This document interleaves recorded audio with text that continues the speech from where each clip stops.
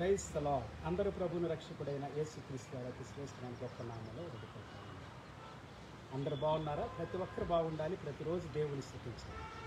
దేవుని స్తుతించటమే బాగుంటుంది. Praise the lord. దేవుని మనం స్తుతించకపోతే మన జీవితంలో క్షేమాన్ని, ఆనందాన్ని, సంతోషాలు కోల్పోతాం. సో కాబట్టి ఈ దినం కూడా దేవుని స్తుతించడానికి నాతో పాటు ఏకీభిస్తున్నప్పుడు ప్రతి ఒక్కరికి మరోసారి హృదయపూర్వక వందనాలు తెలియజేస్తూ ఈ సమయంలో ప్రార్థన చేసుకున్నా.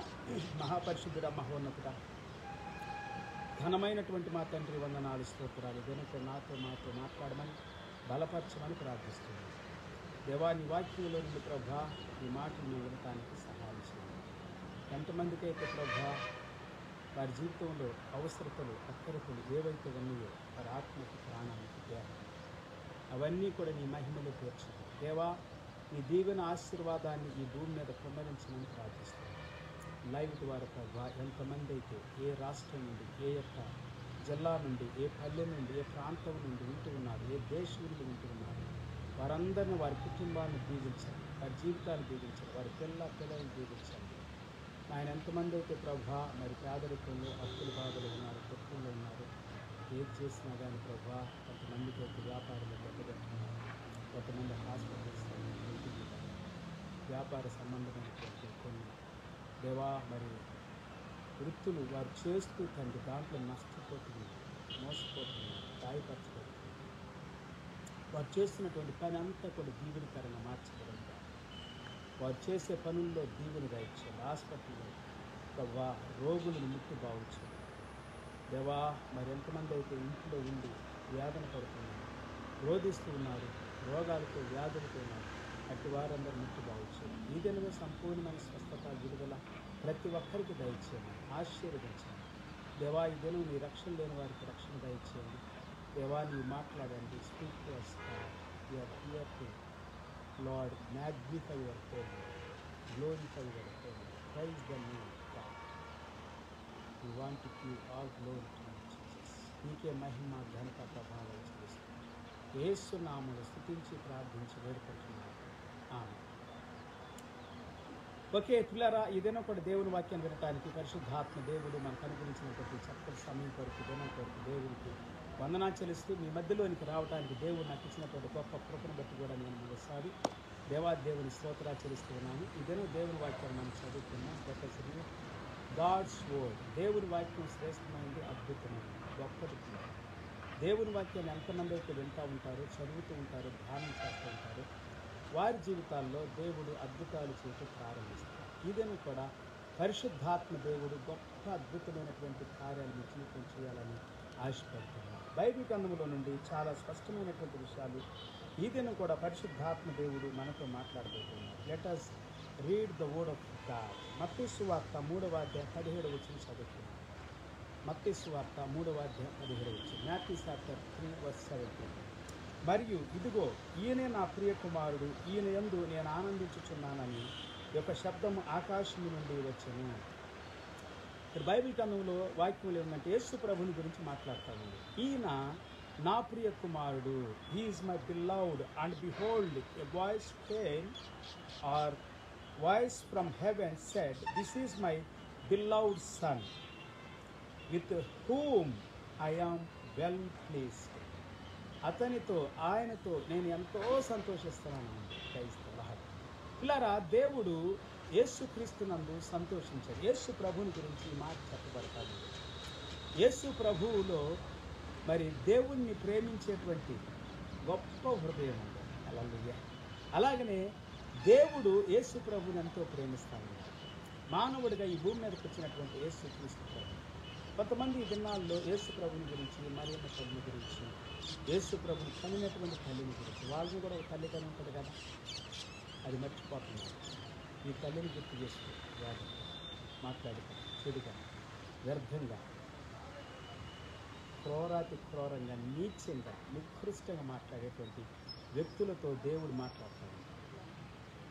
చాలామంది విమర్శిస్తూ ఉన్నారు, దూషిస్తూ ఉన్నారు, నిందిస్తూ ఉన్నారు, అవమానకరంగా మాట్లాడుతూ ఉన్నారు. ఇలా బైబిల్ గ్రంథం సెలవిస్తూ ఉంది, యేసు ప్రభు ఈ భూమి మీద జన్మించినప్పుడు, యేసు ప్రభు మానవుడిగా ఈ భూమి మీదకి వచ్చినప్పుడు ఆయన గురించి మాట్లాడేటువంటి మాటలు. యేసుక్రీస్తు అంట, ఈయనే నా ప్రియ కుమారుడు, ఈయన యందు నేను ఆనందించుచున్నాను అని ఒక శబ్దం ఆకాశం నుండి వచ్చింది. యేసు క్రీస్తునందు దేవుడు, తండ్రి అయిన దేవుడు ఆనందిస్తూ ఉన్నాడు. దేవుడు నీ యందు ఆనందించాలి పిల్లారా. God must pleased in you. Praise the Lord. Hallelujah. విశ్వాసం లేకుండా ఒకరు దేవునికి ఇష్టమై ఉంటే అసాధ్యము అని. It is impossible without faith, or he cannot please God without faith. దేవుని సంతోష పెట్టాలంటే, దేవుని గణపరచాలంటే, దేవుని యందు విశ్వాసంతో లోబడి విధేయత చెందితే దేవుడు అద్భుతాలు చేస్తాడు. బైబిల్ గ్రంథంలో ఒక వాక్యాన్ని మీకు చదివించాలని ఆశపడుతూ ఉన్నాను. ఆదికాండము 22వ అధ్యాయము 2వ వచనం చదువుతున్నాం. Genesis chapter 22 verse 2. అప్పుడు ఆయన, నీకు ఒక్కడై ఉన్న నీ కుమారుని అనగా నీవు ప్రేమించు ఇస్సాకును, నీకు ఒక్కడైనటువంటి నీ కుమారుడు, నీవు ప్రేమించేటువంటి ఇస్సాకు. అవును, ఇస్సాకుని అబ్రహాము ఎంతో ప్రేమించాడు. ఎందుకంటే పిల్లలు లేరు. అబ్రహాము 100 సంవత్సరాల వాడి పిల్లలు లేరు. సో దేవుని దగ్గర ఎదురు చూశాడు, దేవుని దగ్గర వాగ్దానాలు పొందుకున్నాడు. అయినా కానీ ఆ వాగ్దానాలు అతని జీవితంలో నెరవేరటానికి చాలా సమయం పట్టింది. కాబట్టి తొందరపడిపోయి శారా ఏం చేస్తుందంటే ఆగరు ఇచ్చేసేసింది. ఆగరు ఈమెతో అంటే ఆ దినాల్లో పనివారితో కూడా ఆ దినాల్లో వాళ్ళు అంటే భారీగా అంగీకరించేటువంటి వారు. పనివారిని ఏదో వెళ్ళటం అని కాదు, వాడితో పాపం చేయటం అని కాదు, పనివారిని భారీగా అంగీకరించేటువంటి వారు. పెద్దల సమక్షంలోని, భార్య సమక్షంలోని, అందరి సమక్షంలో. అయితే పిల్లలు లేరు కాబట్టి విడిచిపెట్టలేదు. శారాయి విడిచిపెట్టలేదు, తోసివేయలేదు, తృణీకరించలేదు, నిందించకుండా దూషించట్లేదు. అబ్రహాము ఎంతగానో గౌరవిస్తున్నాడు, శారాయిని ప్రేమిస్తున్నాడు. ఎందుకంటే యాగరం తీసుకొనగానే లోబడిపోయాడు. దేవుడు కూడా అదే అన్నాడు, నీవు నీ భార్య మాట విన్నావు, నేను కుమారుని ఇస్తానన్నాను, కానీ నువ్వు ఆగలేదు, నీ భార్య మాట విన్నావు. భార్య మాట వినమని ఇంకోసారి కూడా దేవుడు మాట్లాడాడు. క్రైస్తవులు అయితే బైబిల్ సెలవిస్తూ ఉంది, అబ్రహాము తనకు ఒకే ఒక కుమారుడైనటువంటి అనగా నీవు ప్రేమించు ఇస్సాకును తీసుకొని మోరియా దేశమునకు వెళ్ళి అక్కడ నేను నీతో చెప్పబోవు పర్వతములలో ఒక దాని మీద దహన బలిగా అతను అర్పించమని చెప్పాను. వా, ఎవరైనా ఇస్తారండి? పిల్లల్ని అడుక్కుంటారు దేవుని దగ్గర, వైద్యుల దగ్గర అడుగుతారు. అయ్యా నీ కాళ్ళు మొక్కుతానయ్యా, ఏదో ఒకటి సహాయం చేయండి, నాకు పిల్లలు కావాలి అని అడుగుతారు. కొంతమంది అయితే ఎట్లా బ్రతుకులాంటారు. కొంతమంది అయితే ఫ్రెండ్స్ లోపల ఉంటుంది కానీ బయటికి ఎక్కువ చెప్పుకోలేక ఎన్నో రీతులుగా అవస్థలు పడతారు. పిల్లలు లేని వాళ్ళు, కొంతమంది పిల్లలు లేని. రాత్రి నేను ఒక విషయాన్ని విన్నాను. ఒక స్త్రీ ఆమె తన భర్త విడిచిపెట్టేసేసి ఇంకో భార్యను చేసుకున్నాడు. ఎందుకంటే పిల్లలు లేరండి. పిల్లలు లేకపోతే కొంతమంది ఇలా చేసుకుంటున్నారు. పిల్లలు విడాకులు ఇచ్చేసేస్తున్నారు, విడిచిపెట్టేస్తున్నారు. ఎట్లా విడిచిపెట్టారండి? ఎంత ఘోరం, ఎంత భయంకరమైంది. అన్ని సంవత్సరాలు కాపురం చేసి, 10 సంవత్సరాలు కాపురం చేసి విడిచిపెట్టారు. ఇది మానవుని యొక్క రీతి. అబ్రహాం రీతి అట్లా లేదు. పిల్లలు కలగపోయినా కానీ విడిచిపెట్టలే భార్య. చివరికి భార్య మాటే విన్నాడు కానీ భార్య విడిచిపెట్టలేదు. పిల్లలు కలిగిన తర్వాత కూడా పిల్లలు కలిగి ఆగరి యొక్క కుమారుడైన ఇష్మాయేలుకి ఇస్సాకుకి మధ్యలో కొంచెం ఘర్షణ వచ్చినప్పుడు, గొడవలు వచ్చినప్పుడు, కొట్లాట వచ్చినప్పుడు, అవమానించబడినప్పుడు అప్పుడు కూడా భార్య మాట మాట్లాడు. ఓకే, మోరియా దేశమునకు వెళ్ళి అక్కడ నేను మీతో చెప్పబోవు పర్వతములలో ఒక దాని మీద దహన బలిగా అతన్ని అర్పించు, నీ కుమారుని నాకు ఇచ్చేసే అని అంటున్నాడు. ఎవరైనా ఇస్తారండి? ఎవ్వరెవరు? నేను ఈ టాపిక్ గురించి కొంచెం అర్థం ఎవరెవరండి?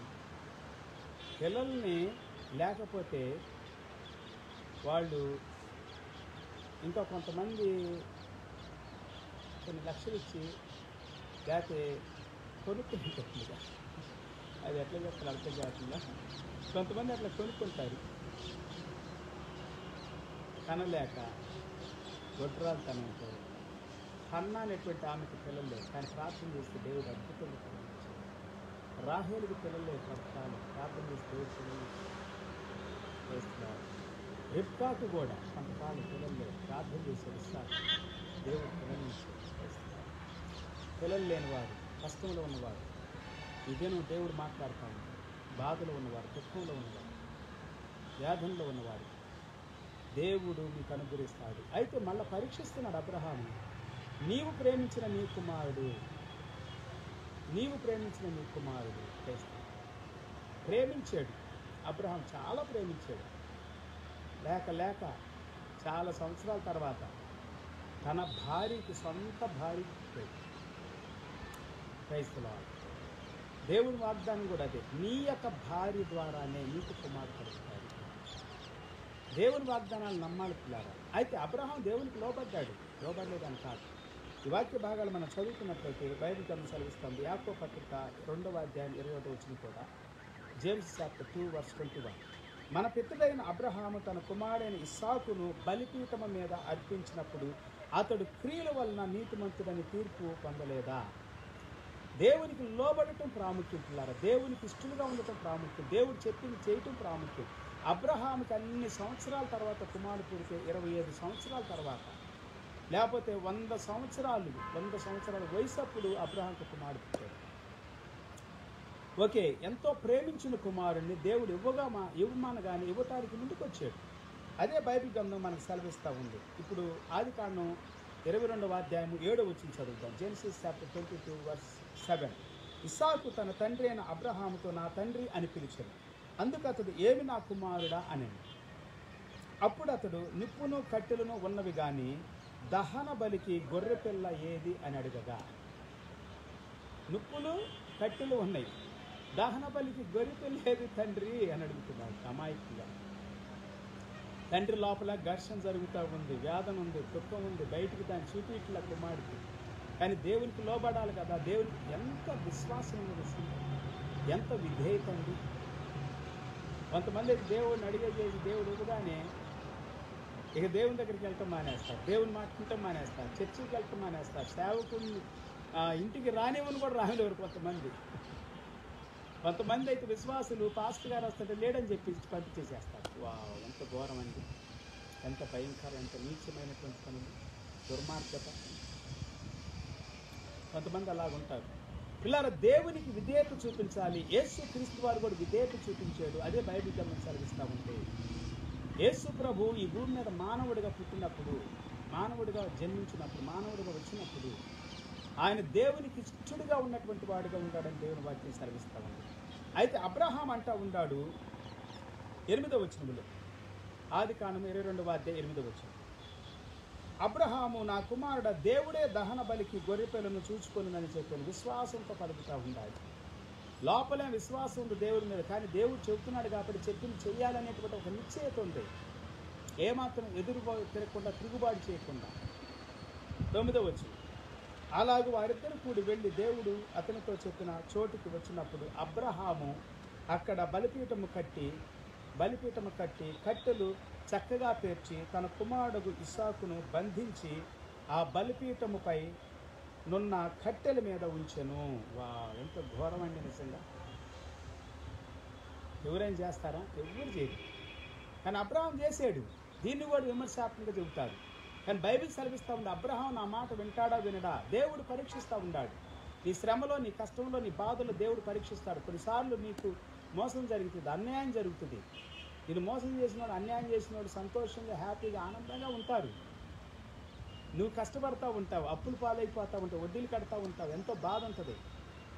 ఒకసారి నిన్ను బాధ పెడతారు కొంతమంది మనుషులు, నానా రకాలు నిన్ను నిందిస్తారు, దూషిస్తారు, హింస పెడతారు. వాళ్ళు బాగానే ఉంటారు కొంతకాలమే పిల్లారా. దేవుడు పరీక్షిస్తున్నాడు నిన్ను. యోబుని పరీక్షించాడు, దానియేలు పరీక్షించాడు, షడ్రక్ మెషక్ అబేద్నెగోను పరీక్షించాడు. దేవుని పరీక్షల్లో నిలబడాలి. అపోస్తులు అందరూ పరీక్షించబడ్డారు పిల్లలు. దేవుని బిడ్డలందరూ పరీక్షించబడ్డారు. అనేకమైనటువంటి శ్రమలు పొంది మనం దేవుని రాజ్యంలో ప్రవేశించాలి.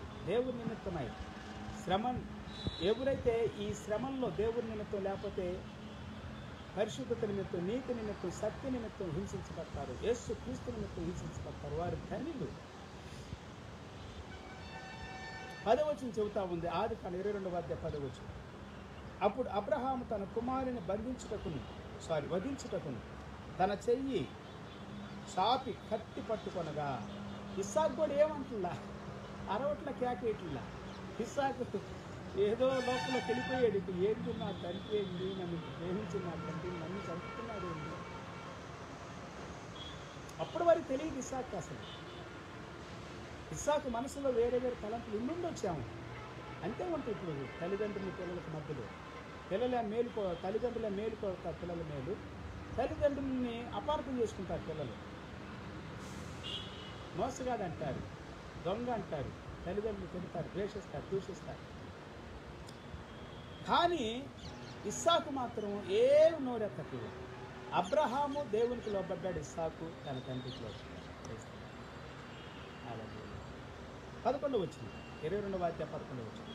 యెహోవా దూత పరలోకము నుండి అబ్రహామా అబ్రహామా అని అతన్ని పిలిచెను. అందుకు అతడు చిత్తము ప్రభు అనెను. 12వ వచనం.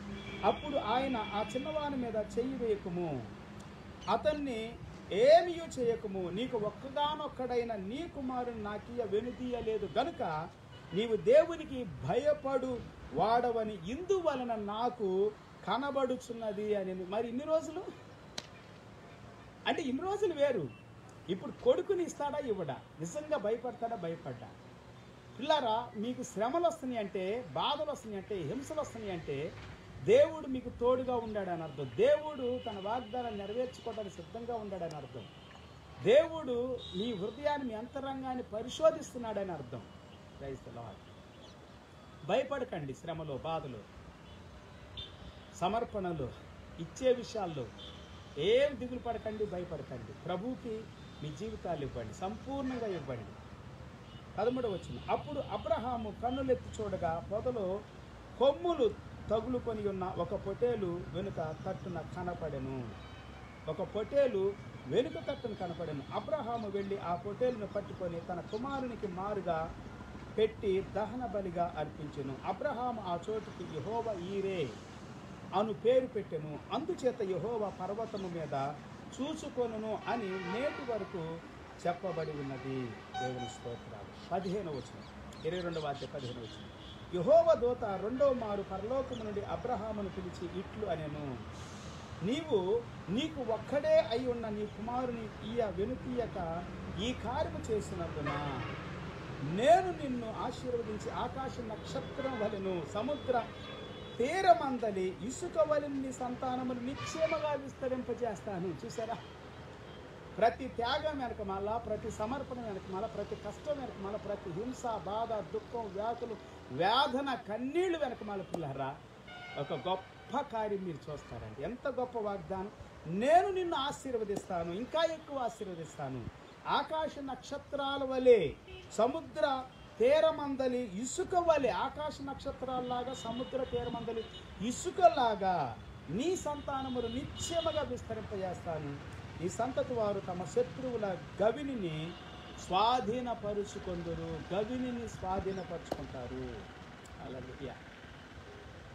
ఇశ్రాయేలీలు ఎంతో దీవించాడు దేవుడు. అందుకే ఎడారి దేశస్తులు అని అంటారు కొంతమంది. వాగ్దాన దేశం అది ఇశ్రాయేల్ దేశం. నేను చూశాను, ఇశ్రాయేల్ దేశాన్ని బాగా పరిశీలించాను. నెట్టంతా పరిశీలించినప్పుడు ఏమనిపించిందంటే, ఇశ్రాయేల్ దేశం ఒక సెంటర్ ప్లేస్. అటు యూరప్ దేశాలకి, ఇటు ఆఫ్రికా దేశాలకి, ఇటు ఆసియా దేశాలు, ఈ మూడిటికి ఒక సెంటర్ ప్లేస్. అది కలుపుకొని ఉన్నది, కనెక్ట్ అయి ఉన్నది. సో దేవుడు అందుకే అబ్రహాము సంతానం దగ్గర నుండి వచ్చిందండి. అసలు ఇశ్రాయేలీలు అంటే యాకోబులో నుండి వచ్చినారు. అబ్రహాము దగ్గర నుండి అబ్రహాము, ఇస్సాకు, యాకోబు కుమారులు ఇశ్రాయేలీలు. యాకోబు పేరు ఇశ్రాయేలు అని మార్చాడు కాబట్టి దేవుడు ఇశ్రాయేలీలు అయ్యారు. సో ఇశ్రాయేల్ దేశం అది. పాలు తేనెలు ప్రవహించే కానాను దేశాన్ని దేవుడు ఇశ్రాయేలీలకు ఇచ్చాడు. రైతులా అందుకే నాటి నుండి నేటి వరకు దాదాపుగా యేసు ప్రభు రాకముందు 2000 సంవత్సరాల క్రితం అబ్రహాం, ఇప్పుడు యేసు ప్రభు వచ్చిన తర్వాత 4000 సంవత్సరాల క్రితం చేయబడిన వాగ్దానం. మోషే ద్వారా 3500 సంవత్సరాల క్రితం ఇశ్రాయేలీల దేశంలోకి మరి మోషే తర్వాత యెహోషువ ద్వారా ప్రవేశించడం జరిగింది. పిల్లారా, దేవుడు వాగ్దానాలను నెరవేర్చుకుంటాడు. దేవుడు చెప్పింది చేస్తాడు. మీ జీవితంలో మీరు శ్రమ పడుతున్నారంటే గొప్ప దీవెన ఉందని మీరు జ్ఞాపకం చేసుకోండి. గొప్ప ఆశీర్వాదం ఉంది. మీ కొరకు ఎదురు చూస్తూ ఉంది. గొప్ప దీవెనలు, ఆశీర్వాదాలు ఎదురు చూస్తున్నాయని మీరు జ్ఞాపకం చేసుకోవాలి. బైబిల్ గ్రంథం సెలవిస్తూ ఉంది. 18వ వచనం, 22వ అధ్యాయం 18వ వచనం. మరియు నీవు నా మాట వినినందున భూలోకములోని జనములన్నీ నీ సంతానం వలన ఆశీర్వదించబడును. నా తోడని ప్రమాణము చేస్తున్నానని యెహోవా సెలవిచ్చెను. నీవు నా మాట విన్నావు, అందుకొరకు నేనేం చేస్తాను, భూలోకములోని జనములన్నీ నీ సంతానం ద్వారా ఆశీర్వదించబడినట్లుగా చేస్తాను, ఆశీర్వదిస్తాను. నా తోడని ప్రమాణం చేస్తాను. And in your offspring shall all the nations of the earth be blessed because you have obeyed my voice. తర్వాత అబ్రహాము తన పనివారి యొద్దకు తిరిగి రాగా వారు లేచి అందరూ కలిసి బెయేర్షెబాకు వెళ్ళిరి. అబ్రహాము బెయేర్షెబాలో నివసించెను. అబ్రహాం బెయేర్షెబాలో నివసించాడు. దేవునికి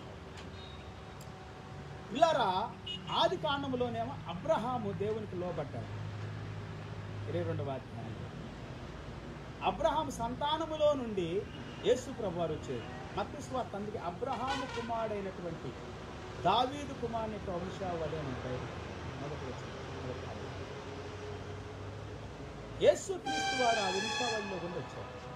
అందుకే ఎక్కువ సార్లు దావీదు కుమారుడా అని చెప్పి పిలిచారు యేసు ప్రభు. అబ్రహాం నా దినాలు చూడాలనుకున్నాడు, చూసాడు అని అంటాడు యేసు ప్రభు. నీకు ఇంక 50 సంవత్సరాలు కూడా లేదని అంటారు యూదుడు, ప్రధాన యాజకుడు. మరి దావీదు నా ప్రభు అంటున్నాడు కదా అని అంటాడు క్రీస్తుని. నేను క్రీస్తుని కదా, నేను క్రీస్తుని అయితే నన్ను ప్రభు అంటున్నాడు కదా. దావీదు కంటే గొప్పవాడు, అబ్రహాం కంటే గొప్పవాడు. నేను చెప్పాను, యోనా కంటే గొప్పవాడు, సొలొమోను కంటే గొప్పవాడు, దేవాలయం కంటే గొప్పవాడు. విశ్రాంతి దినానికి కూడా ఆయన ప్రభువై ఉన్నాడు. దేవునికి మార్కు సువార్త 1వ అధ్యాయం 11వ వచనం కూడా చదువుతాం. Mark chapter 1:11. మరియు నీవు నా ప్రియ కుమారుడు, నీ యందు నేను ఆనందించుచున్నాను అని ఒక శబ్దం ఆకాశం నుండి వచ్చెను. And voice came from heaven, you are my beloved son, with you I am well pleased.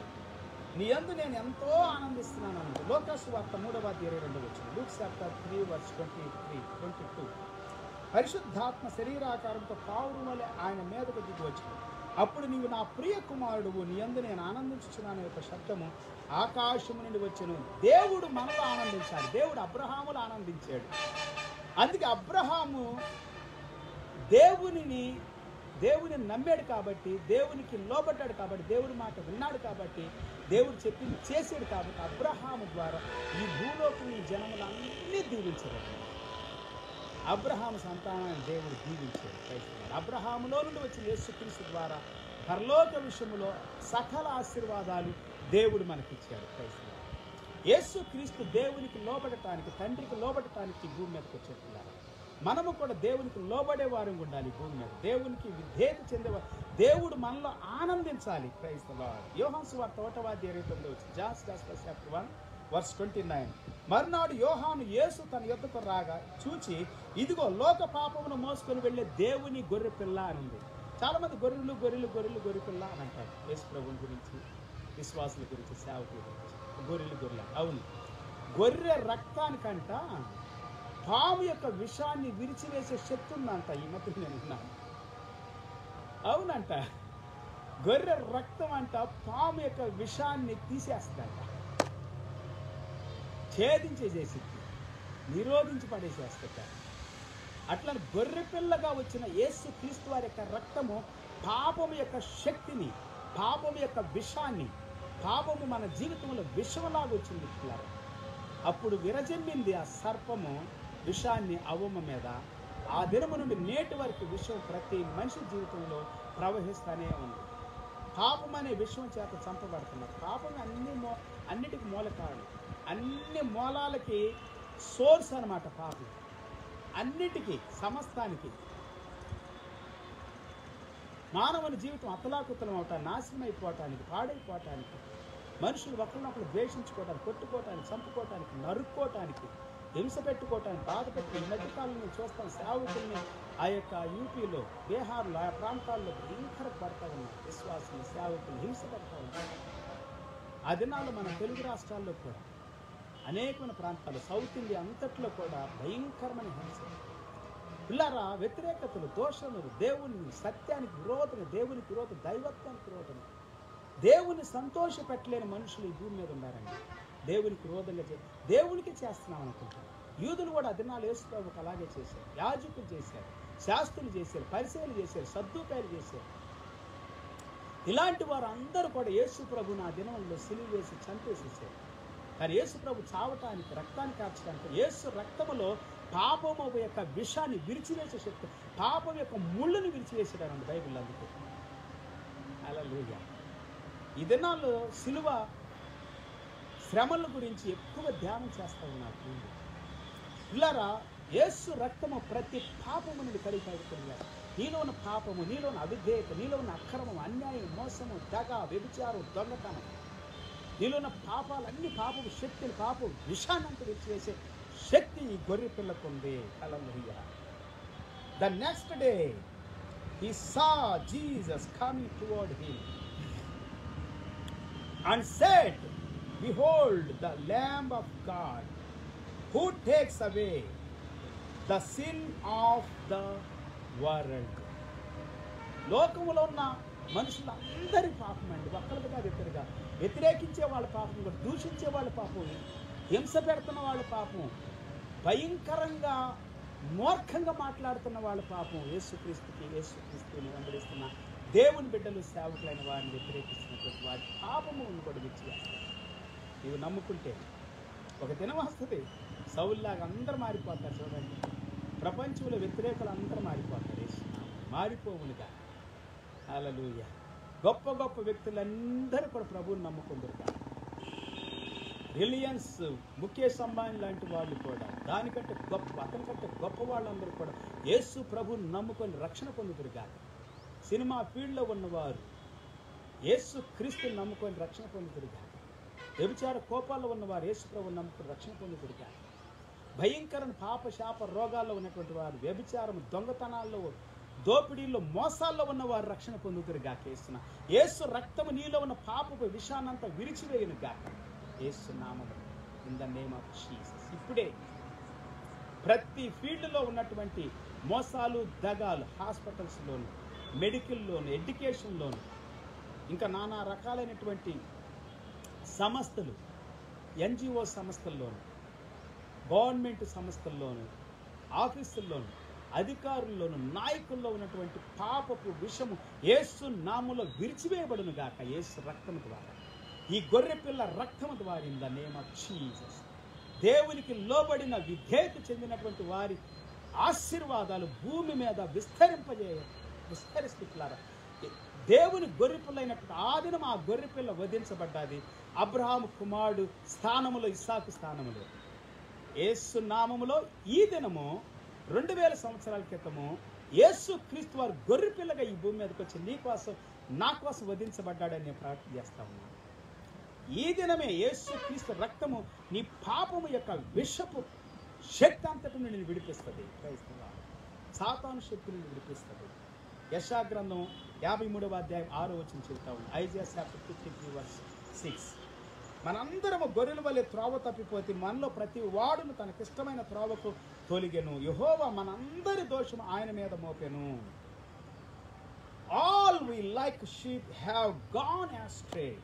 We have turned everyone to his own way. And the Lord has laid on him the iniquity of us all. 7వ వచనం యెషయా గ్రంథం 53:7. అతడు దౌర్జన్యము నొందెను, బాధింపబడినను, అతడు నోరు తెరవలేదు. వదకు తేబడిన గొర్రె పిల్లయు బొచ్చు కత్తిరించు వాని ఎదుట గొర్రెయు మౌనంగా ఉండినట్లు అతడు నోరు తెరవలేదు. గొర్రె పిల్లలాగా, గొర్రెలాగా మౌనంగా ఉన్నాడు, నోరు తెరవలేదు. పిల్లలు వధించబడిన గొర్రె పిల్లలాగా, వదకు తేబడిన గొర్రె పిల్లలాగా యేసు క్రీస్తు వారు నీ కోసం, నా కోసం వధించబడ్డాడు. Well pleased God, well pleased in him.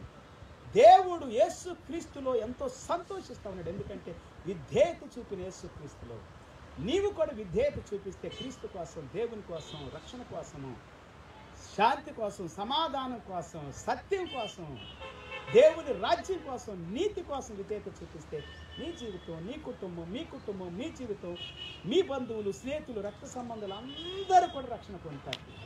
అట్టి రక్షణ అందరికీ యేసు నామములు ఇప్పుడు అనుగ్రహించబడిన గాక. హల్లెలూయా. యెషయా గ్రంథం 42:1 వచ్చింది. Isaiah chapter 42:1. ఇదిగో నేను ఆదుకొను నా సేవకుడు, నేను ఏర్పరచుకొనిన వాడు, నా ప్రాణమునకు ప్రియుడు, అతని యందు నా ఆత్మ ఆనందించుచు ఉన్నది. ఆత్మను ఉంచి ఉన్నాను. అతడు అన్ని జనులకు న్యాయము కనపరచును. అతడు అన్ని జనులకు న్యాయం కనపరుస్తాడు. ప్రియమైనటువంటి వాడు. దేవుని గురించి రాకముందు యేసు ప్రభుని గురించి ప్రకటించబడిన ఈ మాటలు, ప్రవచించబడిన ఈ మాటలు యెషయా గ్రంథంలో దాదాపు 700 సంవత్సరాలకు ముందే ప్రవచించబడినటువంటి మాటలు నెరవేరిన పిల్లారు. చిన్న ప్రవక్తలు, పెద్ద ప్రవక్తలు దాదాపు 800 సంవత్సరాల క్రితం నుండి ప్రవచించుకుంటూ వస్తూ ఉన్నారు యేసు ప్రభుని గురించి. అంతకు ముందు కూడా న్యాయాధిపతులు కావచ్చు, ఆది కాండము నుండి దేవుడే ప్రవచించాడు. 3వ అధ్యాయం 15 వచనంలో ఆది కాండం దేవుని ప్రవచనాలన్నీ నెరవేర్చబడి అబ్రహాములో నుండి వచ్చిన యేసుక్రీస్తు ప్రభులు వారు భూమి మీద ఉన్న మనుషులందరికీ దీవెనకరంగా, ఆశీర్వాదకరంగా ఉన్నాడు. Praise lord. అదే ఎఫెసీ పత్రిక 1:3 పరలోక విషయములో ఆత్మ సంబంధమైన ఆశీర్వాదాలన్నీ ప్రభు యేసుక్రీస్తు ద్వారా మనకు అనుగ్రహించబడతా ఉన్నాయి. ఈ దినం పరిశుద్ధాత్మ దేవుడు మీతో నాతో మాట్లాడతాడు. God is speaking with you direct. ఈ దినం ఏ పాపము, ఏ శాపము నేను ఏలుబడి చేస్తా ఉంటాను నాకు తెలియదు, కానీ ఆ పాప శాపాలు, రోగాల నుండి విడిపించడానికి యేసయ్య రక్తము కార్చబడింది, చిందించబడింది, వధించబడింది. గొర్రెపిల్ల క్రైస్తవ వధించబడిన గొర్రెపిల్లగా యేసు ప్రభు ఈ దినము మన జీవితాలను ఆయన రక్తం ద్వారా కడిగి పవిత్రపరచడానికి సిద్ధంగా దేవునికి ప్రియమైన వాడు యేసుక్రీస్తునందు విశ్వాసం ఇచ్చండి. తండ్రి దగ్గరకు నీ ఆత్మను రక్షించి, పవిత్రపరిచి, పరిశుద్ధపరిచి ఆయన ఎదుటి నిలబడతాడు. అలాంటి గొప్ప ఉన్నతమైనటువంటి ఆశీర్వాదకరమైనటువంటి జీవితాన్ని ఈ దినం పరిశుద్ధాత్మ దేవుడు నీతో మాట్లాడుతూ ఉండగా మీరు పొందుకోవాలని నేను కోరుకుంటున్నాను. దేవుడు మిమ్మల్ని, మీ కుటుంబాన్ని సమృద్ధిగా దీవించి ఆశీర్వదించింది. May God bless you all in Jesus name.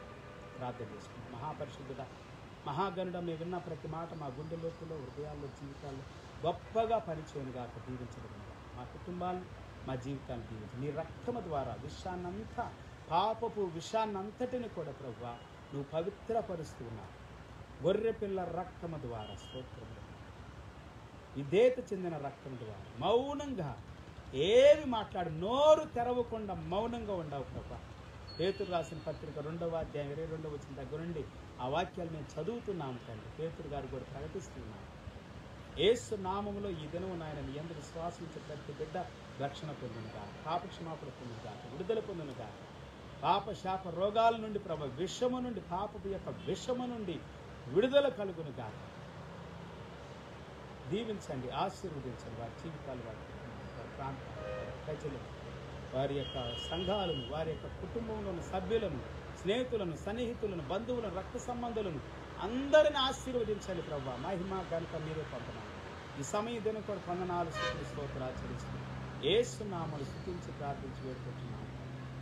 తండ్రి దేవుని ప్రేమ, యేసయ్య కృప, పరిశుద్ధాత్మ దేవుడి సన్నిధి సహవాసం ఎల్లప్పుడూ సదాకాలం ప్రభురాత్మ వరకు మనకు, మన కుటుంబాలకు, మన జీవితాలకు తోడై ఉండి నడిపించుకుంటాం. అందరూ ప్రభు పేరిట మరోసారి హృదయపడతాం. మళ్ళా మనం తిరిగి కలుసుకునేంత వారికి ప్రభు కృప, సమృద్ధి కృప మనతో తోడై ఉంది. Have a good and wonderful.